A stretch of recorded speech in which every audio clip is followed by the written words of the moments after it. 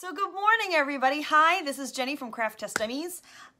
Today, I have to tell you, I have been absolutely obsessed with watercoloring.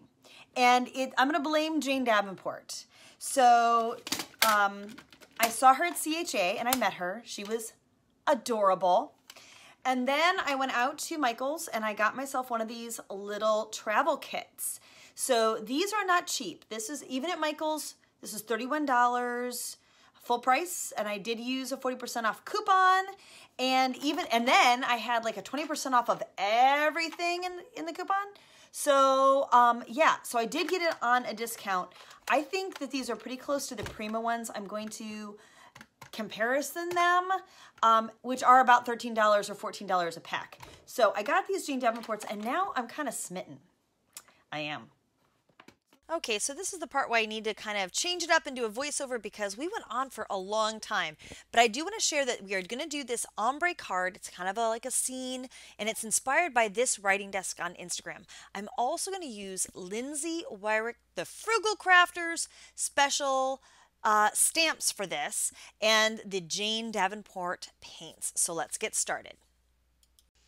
Okay, so I'm cracking open my Jane Davenport watercolors that I got from Michael's, and I want to point out that the lid has two large wells, which is great for putting some clean water in. It holds quite a bit. The other side here, this little flip out side, has four smaller compartments, and as you can see, it's perfect for dabbing off your brush, custom mixing some colors, and it wipes clean. Now the outside of this tin is teal, which I love because it's pretty, but the inside is white, which is perfect, so that way you can actually see your colors. So just as a little reminder, I am using some watercolor paper here. This is a Canson cold press, so it's got a little bit of tooth, and for this purpose I'm using these Cotman brushes that I think I also got at Michael's, but they're watercolor brushes, and I like this nice flat one as well as a little detail one, although I'm also very partial to water brushes, and you'll see me use those as well. I've recently reviewed the Arteza, and for the price they're really good. This one I think is a Pentel just because it's what I had on hand, and that's often how I roll. So as we get started, I'm just cleaning off my brush a little bit, and I want to show you a few of the swatches that I'd done earlier in the day.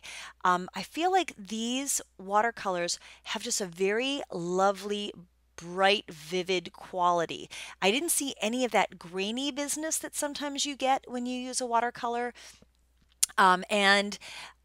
They blended out absolutely beautifully. So I just wanted to show you a little swatch here before we get started with the demonstration. So for the first technique, we're going to do this kind of ombre thing that I was talking about before, inspired by this writing desk.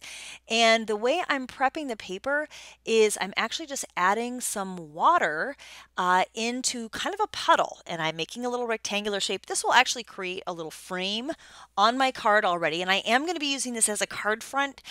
So I wanted to have just a little bit of a border, and as you can see, I'm using kind of dirty water, but it doesn't really matter in the long run, and actually it helps you see what I'm doing a little bit better. So I'm going to start off by loading up my brush, which is sadly a little off camera, with my darkest value, because I'm going to start at the top of the night sky, which is the darkest bit, and this is that indigo. And as I dip my brush into that puddle of water, you can see that the color just disperses right out of the bristles and almost starts to create that ombre immediately. And I just kind of slowly scrub it and work it down. This is actually happening in real time. I didn't speed this part of the video up so that you could see. And you're just going to kind of bring it down about halfway. And once I felt like it started to get dried up, I actually go back into a little bit of clean water, and I'm just going to start from the bottom up using what's left over on my bristles and try and blend that in together to create the dark to light kind of effect. And you can work the paper a little bit. This is watercolor paper, so it will take some pigment and it will take some water. Just be careful not to maybe overload it too much. This is I think the only thing that's challenging about watercolors is just knowing how much water the paper can actually take. Now, because I'm not satisfied with anything, I'm going to go ahead and I'm going to add kind of that yellow pink action that happens on a sunset. So I start with a little bit of yellow at the bottom, and because this is all wet, it kind of blends and blurs pretty nicely. And then I'm going to go in with this pink. And because the color palette has this magenta a pink in it. I think it's called Ladybug. When you mix it with the yellow, it actually turns into a really pretty orange. And this Brights palette from Jane Davenport, which I'll also show you on the screen, it does not have an orange. So you get to mix your own, which is a little intimidating to think that, yeah, magenta and yellow actually make orange, but they do, and it looks pretty. So the thing is, you have to kind of just let the watercolors do their thing and blend, and you'll see in just a minute how far we go. Okay, so this is actually the part now where I am going to speed it up a little bit more. So this is sped up by about 100%. And I'm going to add just another little bit of wash of the dark and try and keep things all blended together. You can add a little bit of different colors. Also remember the night sky isn't necessarily, super blendy. There are sometimes little streaks from clouds. So don't get hung up on being perfect. Really, it's more about just having fun creating your gradient. Now, when you have something that you kind of like, or you start to see the paper pill as mine is, that's a good time to dry it. So watercolors are one of those things where if it's wet, they'll continue to blend and move around. Once they're dry, you can usually add a layer without disturbing what's underneath it too much. Now, I'm going to be stamping on top of it, but I still like to make sure that everything is really nice and dry before I continue on to the next step. So now I'm going to use my new rubber stamps from Rubber Stamp Tapestry, and these are by Lindsay, the Frugal Crafter. And guys, you probably already know her channel, but she's amazing. And she had her company send these to me so I could play with them. And I love them because they have these beautiful, strong tree silhouettes. There's a spring version, there's a fall version, there's one that just has nothing but trees. You saw a little succulent one, which I'm going to use in a different video. But you do have to cut out the unmounted red rubber and then mount it some way. Now I have some mounting foam and I've already cut out the ones I like, and I'm using an acrylic block. There are a lot of ways of using red rubber stamps, but this is just how I like to do. So I'm also using the VersaFine Claire stamp pads from Sukaniko Imagine Crafts. These are new.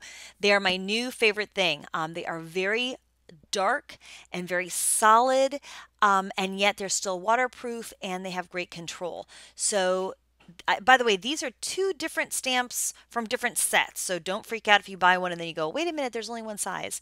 But I love this like nice dark black line.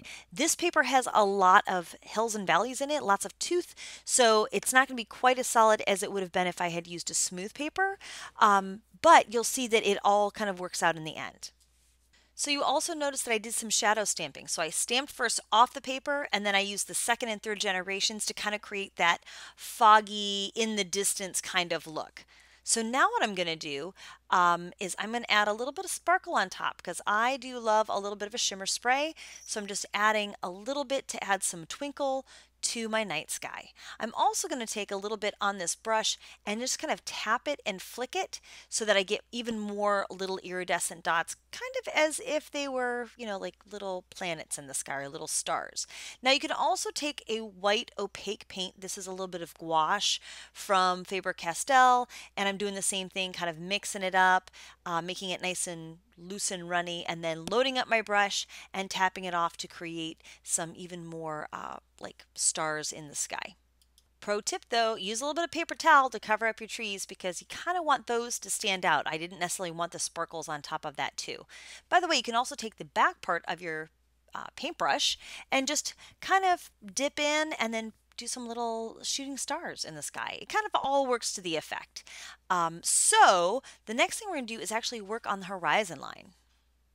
And actually, to kind of finish this off, I just used a little bit of that white paint and gouache with the sparkles to just kind of fill in around the base of the trees to make it look a little sparkly. You could also go over with a wash of black paint as I've done in these. So anyways, I'm going to go ahead now and I'm going to end this video. And if you want to see part 2, which is the part with the cabbage roses, stay tuned because that's coming up next.